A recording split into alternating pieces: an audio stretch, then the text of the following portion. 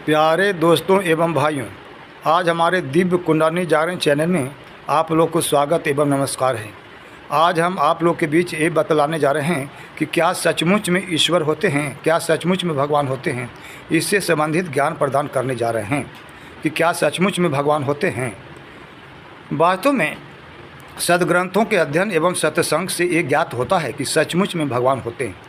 इससे संबंधित आप लोग को बोध कराने जा रहे हैं, इससे संबंधित जानकारी प्रदान करने जा रहे हैं। कबीर जी की वाणी है कि जल बीच मीन प्यासी मोहि सुनि सुनि आवे हाँसी। जल बीच मीन प्यासी मोहि सुनि सुनि आवे हाँसी। आत्मज्ञान बिना नर भटके क्या मथुरा क्या काशी। घर में रखी बतू नहीं सूझे बाहर खोजन जासी। मृग की नाभि माही कस्तूरी बन बन फिरे उदासी। कहें कबीर सुनो भाई साधु सहज मिले अविनाशी। जल बीच मीन प्यासी मोहि सुनि सुनि आवे हाँसी। ये कबीर जी के भजना बलि से भजन याद किया हूँ।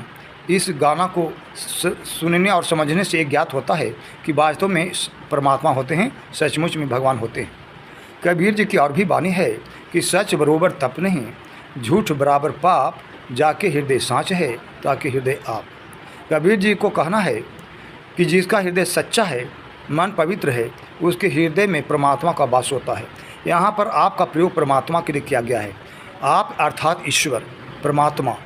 तो इससे ये सिद्ध हो जाता है कि वास्तव में परमात्मा होता है, इसमें दो मत की बात नहीं। साईं इतना दीजिए जामे कुटुंब समाए, मैं भी भूखा ना रहूं और न भूखा जाए।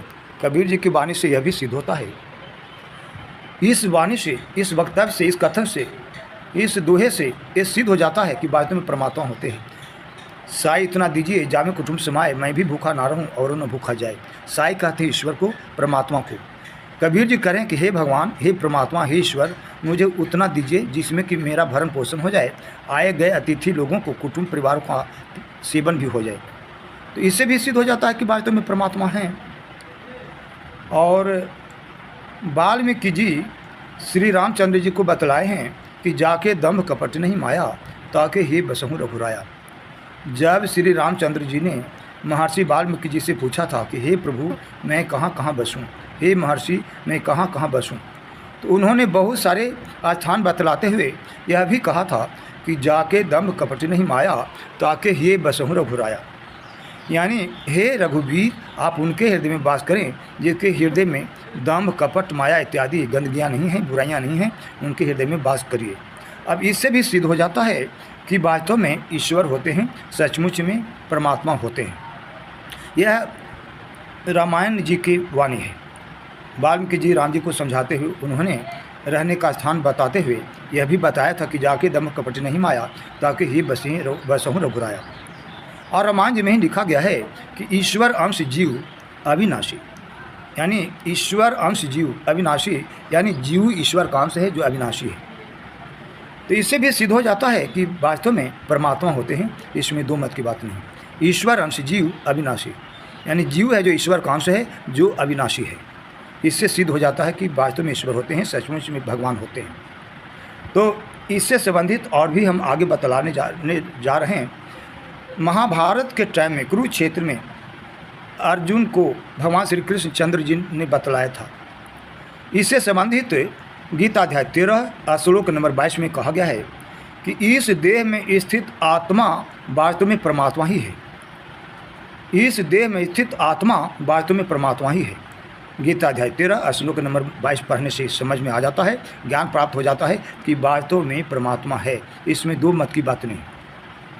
तो इन वक्तव्यों से, इन चौपाइयों से, इन दोहों से, इन कविताओं से ये समझ में आ जाता है कि सचमुच में भगवान होते हैं, इसमें दो मत की बात नहीं।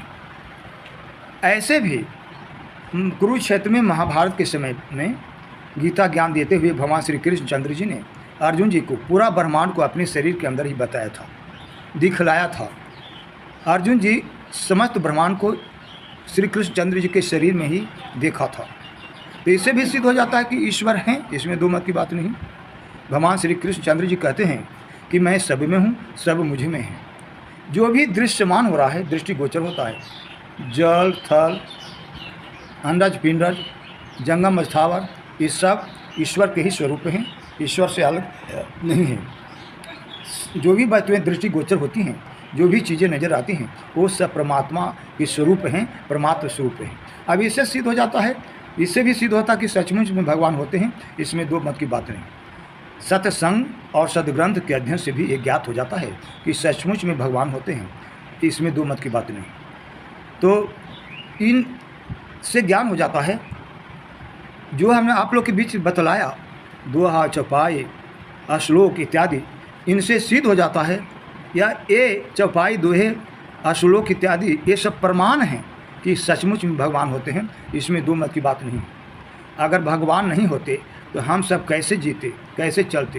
कण कण में परमात्मा विद्वान हैं, रोम रोम में परमात्मा विद्वान है। जैसे अणु कण कण में विद्वान है, उसी तरह ईश्वर कण कण में विद्वान है, इसमें दो मत की बात नहीं। गीता जी में भी कहा गया है कि सब हमारी इच्छा से होता है, अच्छा बुरा भी हमारी इच्छा से होता है, पत्तियाँ भी हिलती हैं तो हमारी इच्छा से ही। इस तरह से भी सिद्ध हो जाता है कि सचमुच में भगवान होते हैं, इसमें दो मत की बात नहीं। इसलिए हम लोग को ईश्वर पर विश्वास करना चाहिए, ईश्वर में आस्था रखनी चाहिए, ईश्वर में श्रद्धा रखनी चाहिए और उनका भजन कीर्तन करना चाहिए। ईश्वर का सारा ब्रह्मांड ईश्वर का है, हम लोग ईश्वर के अंदर हैं। जल बीच मीन प्यासी मही सुन सुनी आवे हाँसी। तो जल बीच मीन प्यासी मही सुन सुनी आवे हाँसी, सर्वत्र ईश्वर विद्वान है और उनके अंदर में हम लोग विद्वान हैं। जैसे जल के अंदर में बहुत सारे जीव जंतु होते हैं, चारों ओर से जल ही जल होता है और उसके अंदर में छोटे छोटे जीव, बड़े बड़े जीव बसते हैं। उसी तरह से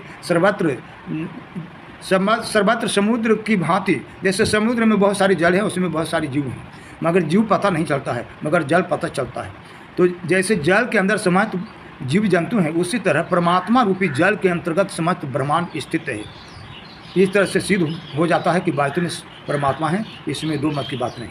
इसलिए हम लोग को विश्वास करना चाहिए कि सचमुच में भगवान होता है।